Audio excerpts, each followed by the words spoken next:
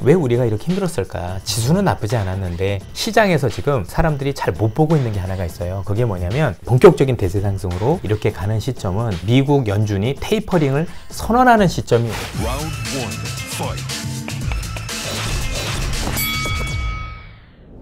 네, 안녕하세요. 박종훈의 경제한방입니다. 자, 이선엽 신한금융투자 OCIO 센터장과 함께 하고 있는데요. 자, 이 코스피가 지금 우상향 중이고 사상 최고치를 찍는 그런 상황에서 연준이 우리가 지난 시간에도 알아봤듯이 아주 조금 태도를 좀 바꾼 그런 상황입니다. 과연 이런 상황에서 하반기 증시를 어떻게 봐야 될지 많은 분들이 궁금해하실 텐데요. 자, 계속해서 이 부분에 대해서 여쭤보고 싶습니다. 일각에서 증권사 전망 보면 막 3,700 간다 코스피가. 네. 얘기만 들어도 막 이렇게 가슴이 어이구 뜨거워지는 그런 좋은 얘기들이 많은데, 묘하게 연준의 태도가 어쨌든 바뀌어 간다는 건 또 위험한 측면도 있는 부분이 있는 것 같아요. 그래서 어떻게 앞으로 계속 증시가 올라간다는 전망 여전히 유지해도 되는 건지, 아니면 조금 리스크가 있다고 봐야 되는 건지, 어떤 상황입니까 지금? 장기적인 시계열로 보면 그 전망이 바뀌었다고 생각지는 않고요. 여전히 우상향에 대한 그림은 유효하다라고 판단을 하고 있는데, 다만 이제 그 연준의 그 판단 때문에 경로에 대해서는 조금 고민이 필요한 것 같아요.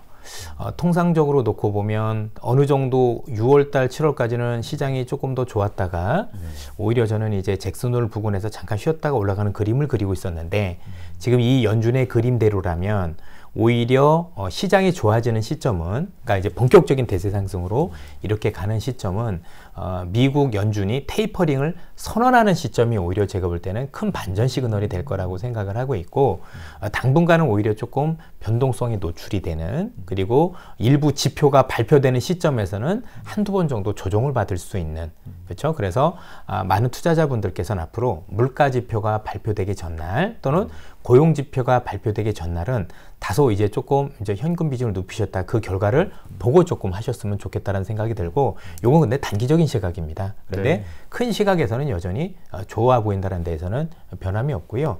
오히려 이런 불확실성 안에서 우리 투자자분들이 보고 싶어 하는 건 뭐냐면, 사실 테이퍼링을 하든 금리를 올리든 그 하는 가장 큰 이유는 이면에는 경기가 좋아지는 게 있는 거지 않습니까? 네. 그죠? 근데 이제 워낙 그동안 저금리에 사람들이 길들여져 있다 보니까 유동성 축소에 대해서 되게 우려하시는 분들이 많은 게 사실이고, 또 일부 유동성 축소 구간이 나타나면 시장이 일부 쉬었다 간 적도 있었기 때문에 거기에 대해서 고민하는 거지만, 좀 더 길게 봐서 이게 결국 테이퍼링도 하고 금리 인상 시점도 앞당겨지는 이유가 궁극적으로 놓고 보면 경기가 그만큼 빨리 좋아지기 때문이다 라는 어떤 그 큰 근거를 깔고 하신다라면, 오히려 그런 변동성이 제가 볼 때는 분명히 주식을 비중을 높여야 되는 시기는 맞다라고 보여지고요. 다만 높이는 시기에서 너무 서둘러서 매입을 하신다거나, 또는 이 변동성을 활용해서 매매를 해보시겠다라고 하면 생각보다는 조금 어려운 대응이 될 수도 있지 않을까, 이렇게 보여집니다. 아까 말씀하신 대로라면 테이퍼링을 선언한 다음에 오히려 증시가 더 올라가는,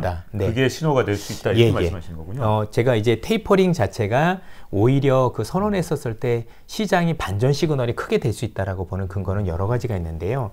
첫 번째는 연준이 우리한테 약속한 거를 좀 기억을 해보시면, 연준이 테이퍼링이 됐든 금리 인상이 됐든 분명히 우리한테 충분히 얘기를 하겠다라고 말씀을 하셨고, 그거보다 더 중요한 부분은 연준이 이전에도 금리 인상을 할 때 또는 이런 정책을 걷어들일 때는 기본적으로 시장의 예측이 아니라 실제 시장이 좋아진 걸 보고 하겠다는 말씀하셨죠. 예전에는 인플레이션 우려가 있을 때 실제 대응을 했다라면, 지금은 인플레이션이 있거나 또는 실제 경기가 좋아진 걸 확인하고 이 조치를 취한다라는 거죠. 고용 지표를 보고 하겠다고 말씀을 하셨고, 그 고용 지표는 경기 지표 중에서도 가장 후행적인 지표라는 얘기죠. 그래서 오히려 테이퍼링을 선언한다는 것 자체가 경기가 확실히 지속 성장 가능하다라는 시그널로 저는 그 보증수표로 보는 부분이 아닌가. 그래서 오히려 이런 논의가 있었을 때 시장이 조금 변동이 있고, 그러다가 오히려 이 논의가 끝나고 확실히 확정이 되는 시점에는 오히려 경기가 좋아지는 거에 대한 배팅이 시작되지 않을까라고 생각을 하고 있고요.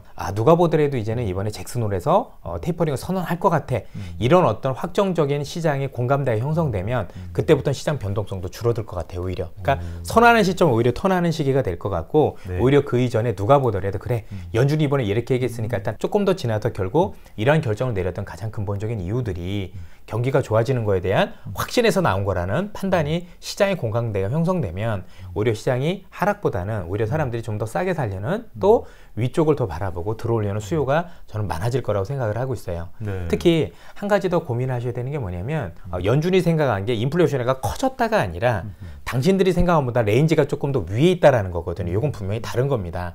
그런데 우리가 한 번 더 고민해야 될 부분이 뭐냐면 분명히 지금 각국이 맡고 있는 백신, 이 백신들이 하반기로 갈수록 이제 선진국보다는 신흥국 중심으로 많이 맞을 가능성이 높잖아요. 그러면 신흥국들이 백신 접종이 높아지면 높아질수록 원자재 가격은 안정될 가능성도 높아요. 그동안 원자재 같은 경우가 신흥국이 공급이 안 돼서 그런 부분도 있으니까 그러면 우리가 생각했던 것보다 경기는 되게 좋아지는데 그죠? 테이퍼링 선언했던 자체가 경기는 대단히 좋아지는 걸 반영을 했는데 오히려 신흥국들 같은 경우 우리가 백신 접종률이 높아지면서 원자재 관련 이런 공급 이런 것들이 좀 완화가 돼서 원자재 가격이 안정된다라면 오히려 하반기는 지금보다도 훨씬 더 물가가 생각보다 안정되는 수준에서 경기가 좋아진다라는 어떤 판단이 겹쳐지면서 저는 의외로 강한 상승세가 하반기에 나올 수도 있겠다. 그래서 원래 저는 이제 생각보다는 조금 약간 방향이 냈지만 큰 그림에서는 좋아진다라는 변함이 없고 오히려 요 좋아지는 시기가 연준이 테이퍼링을 개시하겠다는 그 시점을 부근으로 해서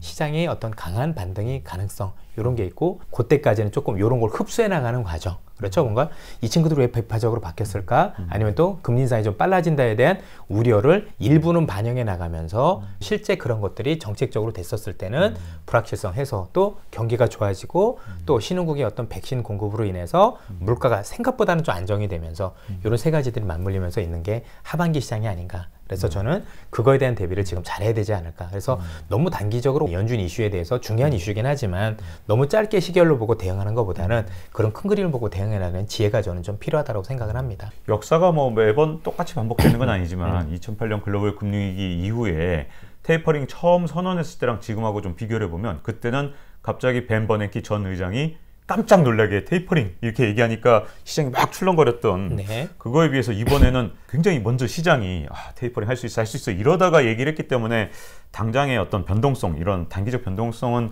이번에 좀 더 작지 않을까 하는 저도 기대를 해보는데요. 근데 그때하고 또 이제 지금하고 이제 비교를 해보면 그 당시 테이퍼링을 선언한 다음에 미국은 그래도 그날 당시에는 막 출렁거리다가 상승세로 갔지만 그때부터 이머징 시장은 별로 안 좋았고 우리 한국 시장도 좀 생각보다 미국보다는 좀 굉장히 큰 변동성을 겪으면서 주가가 하락했고 그걸 생각해 보면 혹시 이게 미국은 좋은데 우리나라가 또 못 따라가는 거 아니냐 이런 약간의 우려가 있는데 이런 역사가 반복될까요? 아니면 이번엔 다를까요? 이번엔 좀 다르다라고 보는 게 만약에 미국이 취하고 있는 이 테이퍼링이 2013년과 똑같은 현상이 벌어진다면 미국은 테이퍼링을 할 수가 없습니다.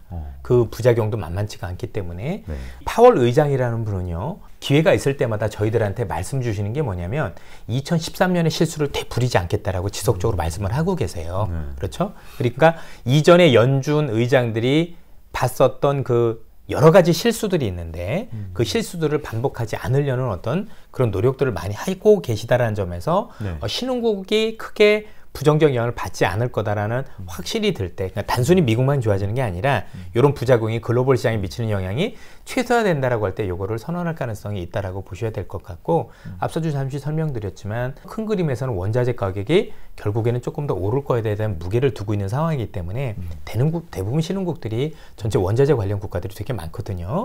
그렇게 보면 그런 우려가 우리가 생각하는 것보다는 별로 크지 않을 가능성도 높다라고 보여지고 또 시장에서 지금 사람들이 잘 못 보고 있는 게 하나가 있어요. 그게 뭐냐면 연준이 어떤 정책과 관련해서 자꾸 소멸을 시키는데 그 정책이 소멸될 때마다 시장 우려했는데 우려한 일이 일어나지 않고 있습니다. 조금 더 구체적으로 설명드릴게요. 올 3월 달에 기억을 해보시면 SLR이라는 정책이 있었어요. 미국 연준이 우리가 아는 투자 은행들에 대해서 일정 부분 규모가 되는 은행들한테 그죠? 자기 자본 대비 위험 자산을 요거밖에 못 가지고 있어라는 어떤 제도가 있었었죠. 그렇죠? 그리고 그 위험 자산 안에는 국채가 있었어요. 그리고서 국채를 일정 부분 못 사게 만들었어요. 그 제도를 지난해 풀었었지 않습니까? 그리고 3월 말에 그걸 종료할 거냐 말 거냐 논란이 많았었고 시장에서는 SLR라는 이 제도를 우리가 알고 있는 중단을 하면 시중에 있는 은행들이 6천억 달러에 달하는 국채를 쏟아내서 국제시장 혼란이 올 건데 아무 일도 없었지 않습니까? 네. 근데 연준은 꾸준히 여기에 대해서 연장하지 않을 것처럼 시사를 해왔기 때문에 사실 이 투자은행들은 미리 그걸 다 선제적으로 그죠? 거기에 대해서 대응을 했었기 때문에 실제 딱 종료가 발표내고는 아무 일도 일어나지 않았어요. 그죠? 네. 또 최근에는 연준이 회사채 매입했던 거 규모는 얼마 안 되지만 내가 내다 팔게 얘기했는데 실제 시장에서 일어나지 않았다라는 거죠. 잘 보시면 연준은 이미 자기들이 이런 어떤 그 흔히 얘기하는 통화정책이 정상화되는 과정에서 나타날 수 있는 부작용들에 대해서 이미 시장이 충분히 대응할 수 있게끔 시간과 소통을 하고 있었고 그런 것들이 아까 얘기했던 SLR 그죠? 자본과 관련된 요 조치하고 지금 말씀드렸던 뭐 회사처에 관련된 이런 것들을 하나씩 테스팅해보고 있죠. 그리고 그 테스트 결과가 실제 시장에선 이미 반영을 했네죠. 그러면 실제 테이퍼링 발표했었을 때는 테이퍼링 자체가 이제 유동성을 흡수하는 건다라보다는 지금 찍어내는 돈의 규모를 줄이는 거지 않습니까? 네. 그렇게 되면 이미 반영이 되었을 가능성이 높죠. 그러니까 지금 이 불편함이 사실은 이미 테이퍼링 할 거라는 거 이미 다 반영을 하고 있다.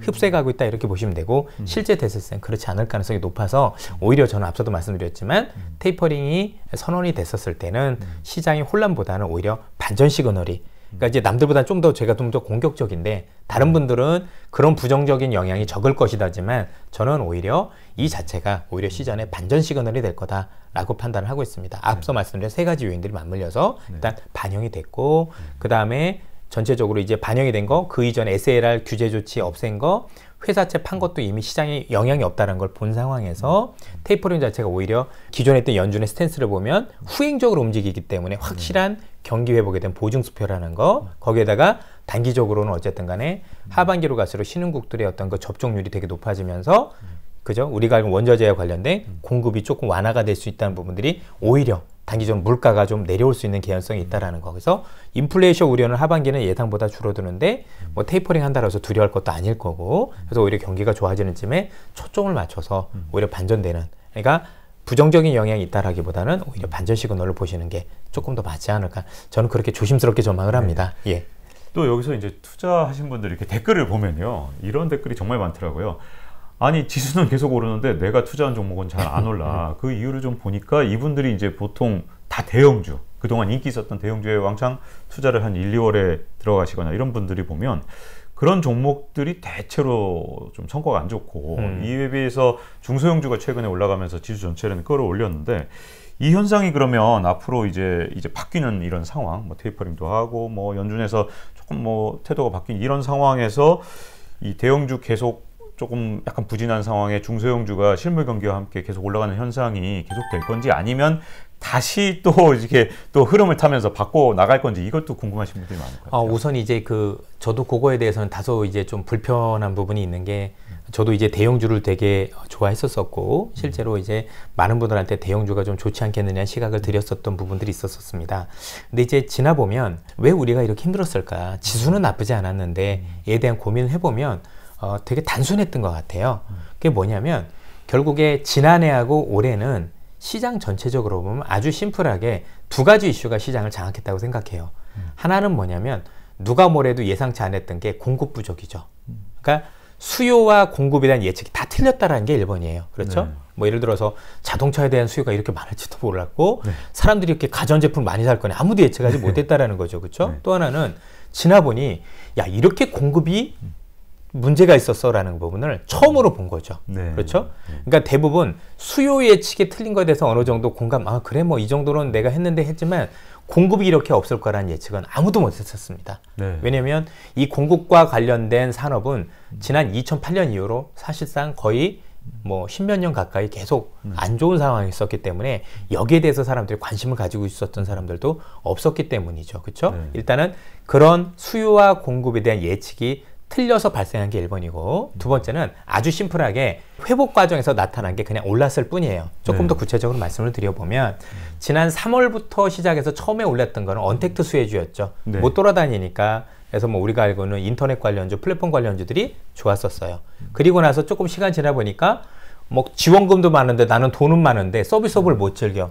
그래서 샀던 게 자동차를 사고 노트북 사면서 그 관련주가 올랐고 그리고 지난해 연말부터는 이제 백신을 맞는다고 하니까 백신을 맞으면 뭐가 좋을까 해서 여행이라든가 항공 이런 것들이 올랐던 거고요. 그리고 동시에 올 1월 달에 미국의 선거가 끝나고 흔히 얘기하는 민주당이 상하원을 장악하는 블루웨이브가 되니까 이러면 경제 정책이 굉장히 강해질 수 있겠는데 라고 해서 원자재 관련주가 훨씬 더 많이 올랐던 거죠.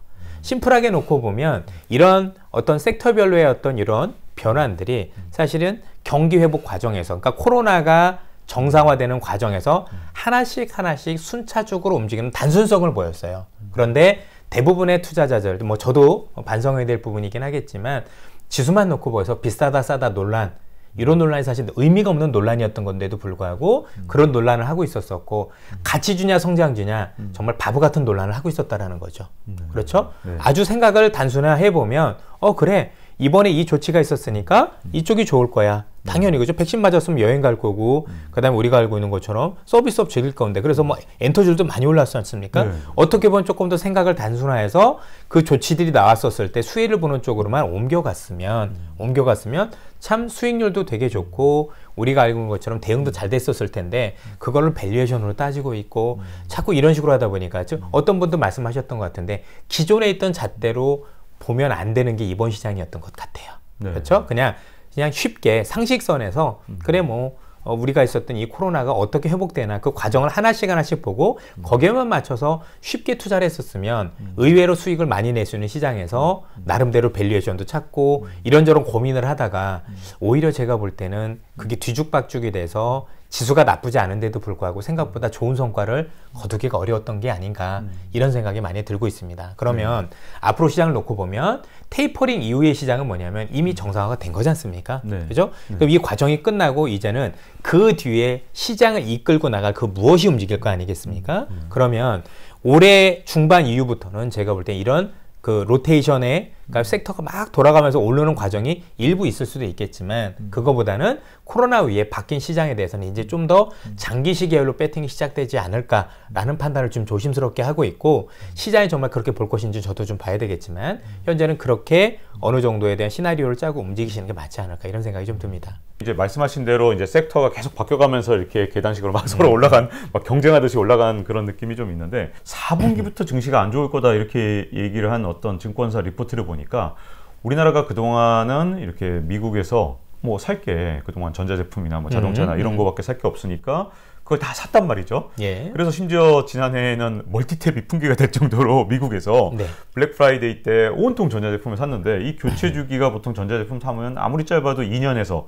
뭐 TV 같은 뭐 10년까지도 갈 수 있으니까, 그러면 그런 제품에 대한 수요는 이제 4분기부터 이제 활동을 하기 시작하면 서비스업으로 넘어가서 좀 줄어들고, 미국이나 이런 어떤 선진국에서 그게 줄어들면 우리나라는 이제 수출로 먹고 사는 나라니까 한 3분기까지 수출이 잘 돼도 4분기나 아니면 그 이후에 어떤 시점부터는 수출이 줄어들면서 우리나라의 증시에도 타격이 올 수 있다, 이런 리포트를 하나 읽었는데 이것도 상당히 좀 그럴싸해 보이더라고요. 네. 그런 우려는 혹시 뭐 충분히 조금 생각할 수 있는 시나리오라고 생각을 하고 있고, 네. 어느 증권사에 썼는지 그렇지만 굉장히 좀 공감이 되는 부분도 없잖아 있지만, 네. 그럼에도 불구하고 저는 그 우려가 생각보다는 크지 않다라고 생각하는 게 뭐냐면, 네. 우선 최근에 미국이 물가가 우리나라도 비슷하지만 많이 올랐던 부분들 중에 하나는 중고 자동차 가격의 상승이 있었었죠. 중고 자동차를 사는 가장 큰 이유는 지금 신차를 내가 사고 싶은데 반도체 공급 부족 문제 이런 것들이 연결돼서 안 되는 부분 있잖아요. 네. 그런데 중요한 부분들은 뭐냐면 궁극적으로 지금 생각보다 대기 수요가 많다라는 거죠.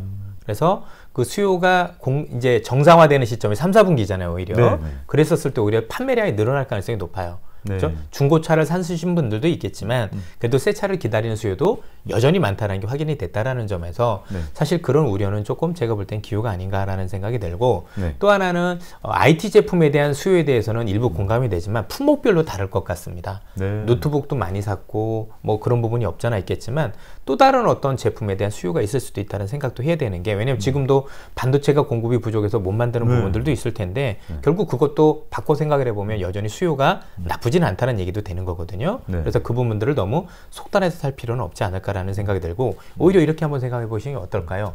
미국인들 같은 경우도 그렇지만 글로벌이 하반기로 들어서 고용이 많이 늘어날 건데, 고용이 늘어나면 그분들 같은 경우도 이제 다시 소비를 할 수 있는 어떤 여력이 생길 수도 있을 거고, 그와 관련해서 본다라면 사실 우리가 지금 뭐 지난해 하반기 정도까지 폭발적인 수요는 아니라 하더라도 전체적으로 이 수요와 관련해서 우리가 우려하는 부분까지 내려가지 않지 않겠느냐라는 생각을 좀 해볼 수가 있을 거라고 보여집니다. 그리고 네. 최근에 시장에서 은근히 각광받는 플랫폼 기업 이런 기업들이지 않습니까? 네. 그러니까 이제 다들 삼성전자만 염두에 두고 말씀을 하시는 부분들이 있겠지만 사실 2, 3위권에 있는 어떤 그 대형주들 같은 경우는 지금도 시총을 계속 불리면서 올라가고 있다는 얘기죠. 네. 전체적으로 이 플랫폼 관련 기업들에 대한 상승 가능성이 대단히 높고 또 그 주변에 있는 기업들 같은 경우도 뭐 전체 앞서서 말씀드린 저는 원자재는 하반기, 3분기에는 좀 쉬다가 4분기부터는 다시 올라가는 그림으로 보고 있는데 그런 걸 감안하면 그런 것들이 맞물렸었을 때 의외로 저는 이게 아니더라도 다른 게 올릴 수 있는 섹터는 되게 많다. 이런 생각을 기본적으로 가지고 있기 때문에 그런 우려가 일부 있는 것도 뭐 저희들도 존중을 해드려야 되겠지만 제 생각은 그거와는 조금 다르다라고 말씀드리고 싶습니다. 네. 그러면 이제 지금까지 이제 상승의 패턴을 보니까 이제 계속 이제 종목을 바꿔가면서 업종이나 섹터가 바뀌어왔단 말이죠. 자, 그러면 올 하반기에 이제 의견이 또 나뉘더라고요. 뭐 예를 들어서 캐시우드, 돈나무 누나로 불리는 네, 네. 이런 분들은 이제 그동안 IT 오히려 조정을 받았으니까 이제 IT가 다시 뜬다. 이렇게 얘기하시는 분도 있고 이제 진짜 본격적으로 이제 서비스업에 대한 수요가 늘어나면 그쪽으로 간다. 뭐 굉장히 다양한 견해들이 있다 보니까 지금 계속 업종을 이 바꾸는 상황에서 이제 앞으로 하반기를 주도할 어떤 섹터나 이런 게 있다면 어떤 쪽이 있을까요? 비정상화에서 코로나 이후로 정상화되는 업종들에 대해서도 여전히 관심을 가져야 되는데 정상화 수혜주 중에서 지금 우리가 눈여겨봐야 될 부분들은 가격을 올려도 저항이 없는 업종은 더 사셔도 될 것 같고 아닌 업종은 조금 가다가 말 것 같은 그죠? 골프 같은 경우 예를 들면 지금 뭐 몇십만 원대도 지금 서로 부킹을 하려고 난리지 않습니까? 네. 그런 것처럼 뭔가 정상화 됐었을 때 정상화 이상의 가격을 못 받는 업종도 분명히 있어요. 예를 들면 지금 카지노 같은 경우는 제가 볼 때 앞으로 좋아질 가능성이 충분히 있다라고 생각을 하는데 그런다고 해서 카지노가 나중에 정상화되고 나서 배팅액이 막 2배 늘고 이러진 않을 것 같아요. 하지만 지금 항공이나 여행 같은 경우는 좀 더 비싸게 받는다고 하더라도 사람이 갈 것 같다라는 얘기죠. 이런 식으로 네. 나눴으면 좋겠고 같은 쇼핑이라고 하더라도 제가 좀 안타까운 게 뭐였냐면 얼마 전에 명동에 가보니까 정말 많은 상점들이 문을 닫으셨더라고요. 정말 가슴 아픈 일이 아닐 수 없는데 명동뿐만이 아니라 이번에 이 코로나 때문에 많은 그 점포하시는 분들이나 그죠? 이렇게 자영업 하시는 분들이 되게 어려움을 겪고 있다고 생각을 합니다. 문제는 뭐냐면 그런다고 해서 지금 우리나라 소비 금액이 줄지는 않았거든요. 뭐 어디서 소비는 할 텐데 소비 양극화가 벌어지겠죠. 일부는 온라인으로 갈 거고 일부는 백화점으로 더 몰리지 않겠습니까? 실제 뭐 명품도 산다고 지금 난리지 않습니까? 그렇죠. 그렇게 놓고 보면 사실 요거에 따라서 또 수혜를 본 업종들은 여전히 좋을 수 있다. 저는 그런 생각을 기본적으로 가지고 있어요. 그렇죠? 네. 그래서 그 애프터 시장 그리고 향후에 중국인들이나 아니면 해외에서 놀러 오는 분들이 있었을 때 그분들이 쓸 수 있는 거에 대해서 좀 고민도 좀 많이 필요하지 않을까 이런 생각을 가지고 있어서 뭔가 그 이제 코로나가 끝난 이후로 수혜주라고 했던 업종들 중에서도 제가 볼 때 업종 또 종목별로도 굉장히 좀 세분화해서 가르는 작업이 첫 번째로 필요할 거다라고 보고 있는 거고 저는 지금 굉장히 중요한 부분들 중에 하나가 뭐냐면 지금 2008년 이전에 있었던 경제와 그 이후의 경제가 많이 다르다고 생각하는데 아마 지금 대부분 경제를 분석하시는 분들이나 이런 분들이 대부분 2008년 이후의 시장밖에 못 보셨을 거예요. 그렇죠? 그런데 제가 볼 때는 지금부터는 이제 경제라든가 아니면 뭔가 사이클을 볼 때는 2008년 이전의 경제를 참조해서 봐야 된다. 조금 네. 조심스러운 말씀을 드리면 네. 2008년 이후에는 글로벌이 엄청난 저성장이었었어요. 그렇죠. 그 저성장의 가장 큰 기저는 공급 과잉이 자리 잡고 있었어요. 중국발 공급 과잉, 그죠? 네. 자, 공급 과잉이다 보니까 당연히 시장이 좋을 때는 유동성이 풀 때였었어요. 네. 유동성이 풀고 소비가 좋아질 때였다가 이 소비가 줄어들고 유동성을 줄이면 경기가 도로 주저앉았어요. 왜냐하면 통상적으로 경기가 소비가 좋아지면서 더 좋아지려면 투자라는 게 일어나야 되거든요. 그렇죠. 근데 공급 과잉인데 투자가 일어날 리가 있나요? 그게 2008년 이후에 없었던 거죠. 네. 그런데 지금 잘 보시면 미국도 중국도 경제 블록을 나눠서 이젠 나도 우리 국가에 새로운 공급망을 갖추겠어. 그렇게 해서 새로운 투자가 시작됐다라고 본다라면 기존에 있었던 2008년 이후의 경제를 가지고 지금 경제를 보는 건 대단히 넌센스가 될 수도 있겠다. 네. 그럼 조금 더 조심스럽게 더 한 발 더 나가면 새로운 투자가 재개가 되고 이런 투자가 된다라면 실제 금리가 인상이 되더라도 유동성이 흡수되는 데 끊이지 않고 이런 투자 수요 때문에 우리가 알고 있는 기업들은 이제는 투자를 하려면 돈이 필요한 거니까 그 필요한 돈을 하기 위해서 은행에서 대출 받을 거 아니에요? 그러면 유동성이 또 늘어나면 돈이 회전을 시작하거든요. 그러면서 의외로 금리가 올리는데도 불구하고 유동성이 안 줄어들 가능성이 높고 이런 새로운 투자가 되면 거기에 대해서 새로운 고용이 일어나고 이렇게 해서 예전에 우리가 잃어버렸던 우리가 알고 있는 경기 사이클이라는 게 복원될 수 있다라고 보고 있고 이 복원되면 어떤 현상이 일어나느냐 채권에 있던 돈들이 상당 부분 주식으로 들어올 가능성 자 그리고 금리가 이렇게 올라가는 상황에서 뭐 부동산이 좋다는 분들도 있겠지만 옛날만큼 좋아지겠습니까?